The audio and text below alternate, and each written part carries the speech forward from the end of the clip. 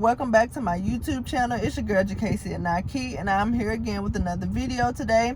And in today's video, I'm going to be talking about episode 4 of my entrepreneur series, which is promoting on social media. So if you think that you would like this video, please give it a like, comment, and subscribe down below, and hit that post notification bell so you don't miss another upload. And I thank you guys for constantly supporting me and engaging with my channel. And every like and every comment really helps support my channel, and every engagement, comment, and everything like that, it really helps support me, and it also helps me know what you guys like. So thank y'all for the support, and continue to like, comment, and subscribe to my channel.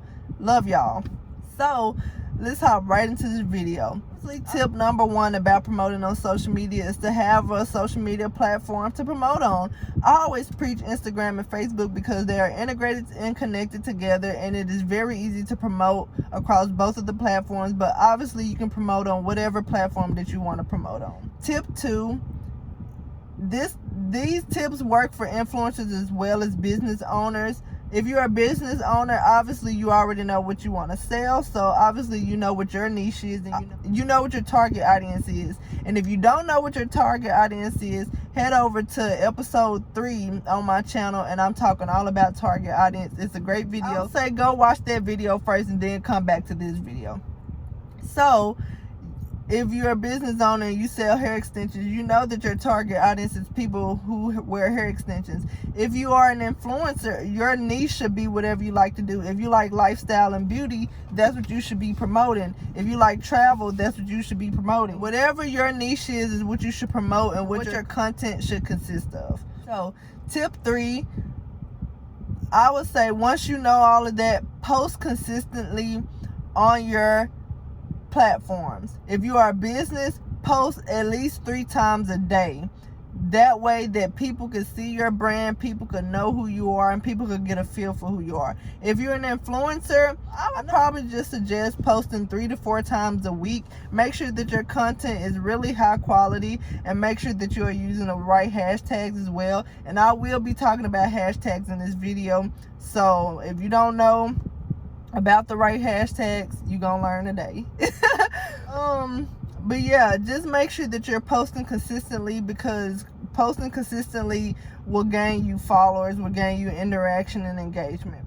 Tip 4, I would say go on and make your personal page a public figure or influencer or artist or whatever you want to do, and make your business page business entrepreneur or something along the lines of that. And that way you can see all of your insights within your settings. And what your insights are is they let you know who your audience is. Do you have more male or female followers? What time are your followers on the platform the most? And that also helps you know how and when to promote your post.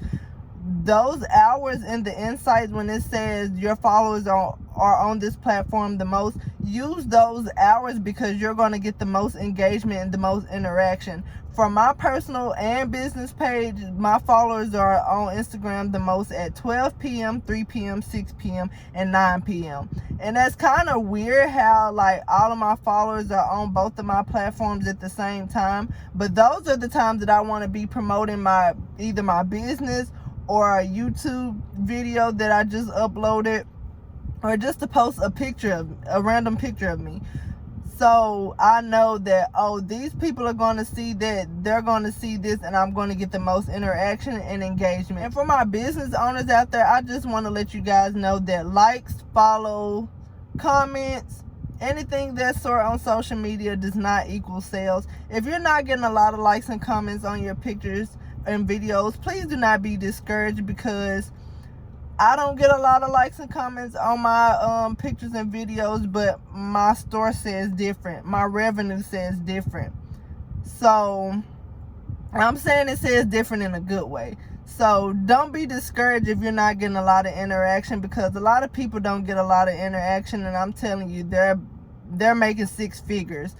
in their business or more.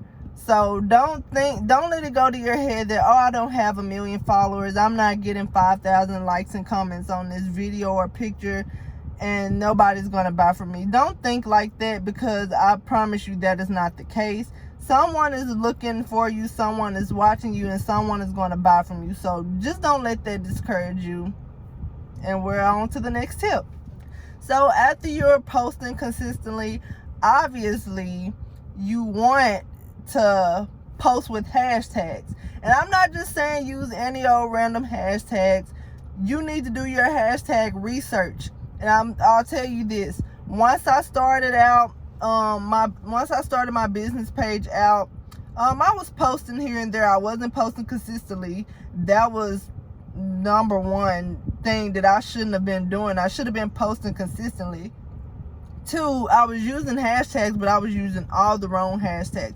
Yes, I sell hair extensions, but my hashtag shouldn't have been hair extensions, and I only have 100 followers. Hair extension has 1 million plus people posting in that hashtag every day. I shouldn't have been posting in that hashtag. So what you want to do with hashtags is you want to be very specific, you want to be very generalized, and you want to make sure that you are in the range of your following and of your engagement. So I'm going to insert a picture, a chart about using your hashtags and how to use them, and then I'm going to explain it a little bit more, but it's pretty self-explanatory. But if you're new to this, I understand, so I will give you a brief explanation of it. So in this chart, it says if you have 0 to 10K followers, use 20 to 29 hashtags below 100K. If you have 10 to 50K followers, use 20 to 25 hashtags below 500K. If you have 50 to 100K followers, use 15 to 20 hashtags below 1 million. If you have 100 to 500K, use 10 to 15 hashtags below 5 million. And if you have 500K plus followers, use 5 to 10 hashtags below 20 million.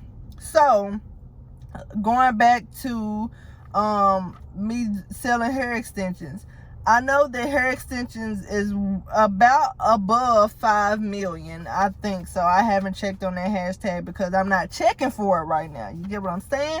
So I know that hair extensions, I can't use that. So what I'm going to use is I'm going to use hashtags like closure installs, frontal installs, colorful hair for black women, human wigs for black women, let me see, deep wave hair wigs. Did I say that right? Anyway, body wave hair wigs. Like, I'm going to be very specific, and then I also post and hashtags that has 100 plus posts, 1,000 plus posts, 5,000 plus posts, because the smaller the hashtags, the greater chance that you get at being discovered. And I even made up some of my own hashtags that I can use, that I can constantly post in, and then I can put in a hashtag group. And I have about 16 different hashtag groups with about 20 to 29 hashtags, and they're all below 100K. And I always check on them, and if they even go to 101K, I'm kicking it out, because I'm not following the chart. Then I'm going to constantly follow this chart, because I've done this since I've had 200 followers, and posting consistently and using the right hashtags has brought me from 200 followers to like 960 followers today that I have. So this chart is very, very helpful, and I go by it every single day. An influencer, you can do this as well. Like, if you want to be a model, that is cool and everything, but do not use the hashtag model, because it's like millions of posts in there. Wherever you are, start where you are. Like I said in the target audience video, start in your city first. Start where you are in your location first, and then branch out when you know your name is bigger and your brand is bigger. If you are in Atlanta, hashtag Atlanta models. I used that in one of my posts, and it was below 100K. And that's for my following on my personal page, because I have like 2,000 and something followers on my personal page. So I use that. I use Tennessee models, that was below 100K. I use Memphis models below 100K. Nashville models below 100K. But I use hashtags within my range. So influencers, whatever your influence is, look at hashtags on those topics and make sure that your hashtags are specific. Don't just say hashtag travel, because millions of people are posting in hashtag travel and no one wants to scroll to the bottom of the hashtag to look at your post, because that's what they're going to have to do. I'm just going to say hashtags, and using the right ones, they have helped me tremendously.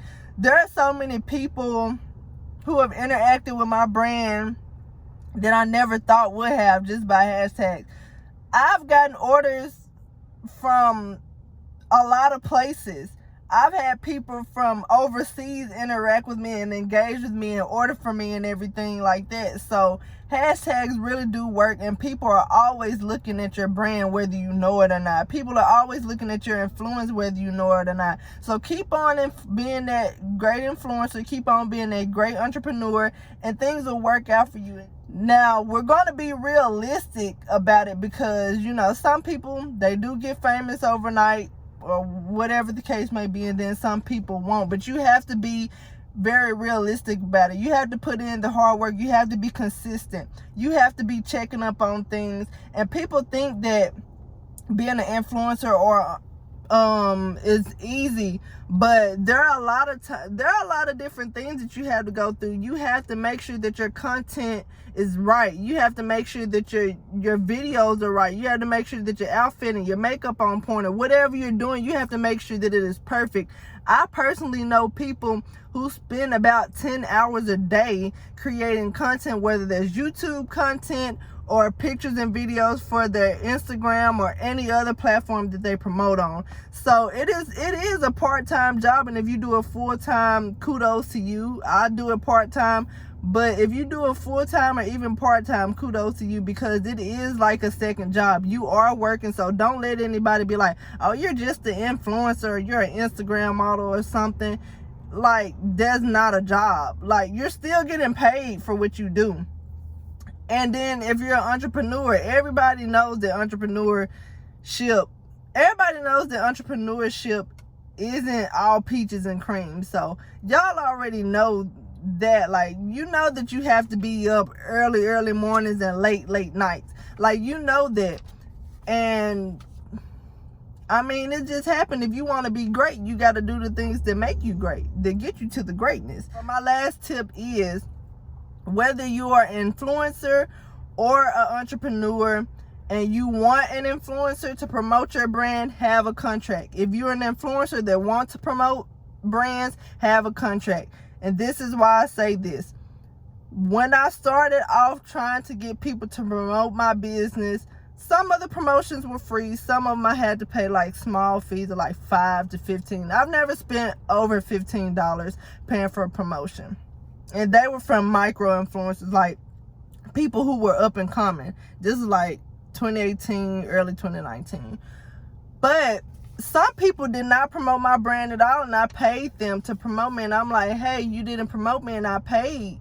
And then their excuse would be like, well, I had to promote a lot of different brands, and you know, I just didn't come to yours, and my 24-hour promotion deal is over. Like, some people have burnt me by not promoting my business, and I paid them, or even if I didn't pay them, they said they were going to promote me, and I didn't have a contract to give them to stand by that. And some people may be looking at this like, oh my gosh, you're doing too much.